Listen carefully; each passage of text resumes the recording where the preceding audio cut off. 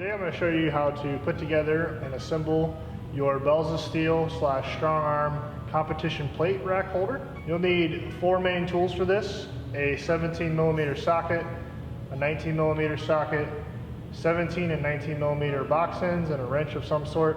You need the 19 only for the wheels, everything else uses the 17. There's 2 main bolts in the bag. There's a slight difference between the two, so I'm going to explain that. Bolt number 2 is all the way threaded. The other bolt that you use is not all the way threaded, and it's a touch longer. So for the first 8 bolts, I'm going to use bolt number 2, which is all the way threaded.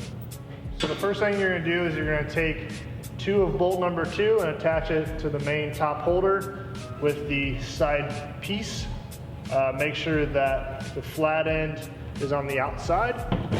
So you'll put it over here. I went ahead and assembled the other side so you can see in the video, but make sure bolt 2 goes through top and bottom. Make sure you keep everything loose. And the next thing I'm going to do is I'm going to put the support brackets in that go across from the top to the side. This will use the other bolt that is not all the way threaded, and make sure you keep everything loose.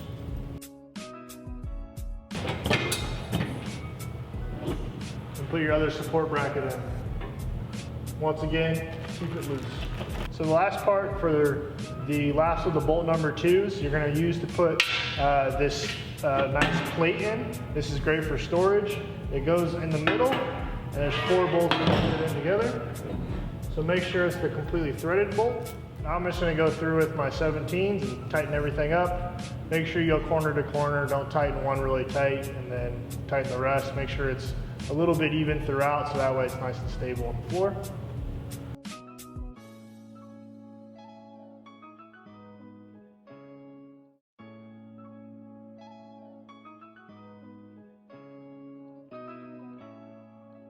So the last thing for the bottom is we need to put the wheels in, and this is kind of where the tricky part is. So go ahead and put the wheel in.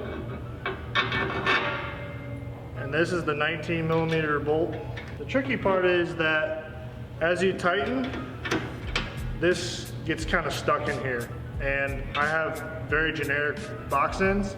So if you have thinner ones, it should be no problem. But I'm going to show you what I did. So get it tight to where you can still get the wrench out.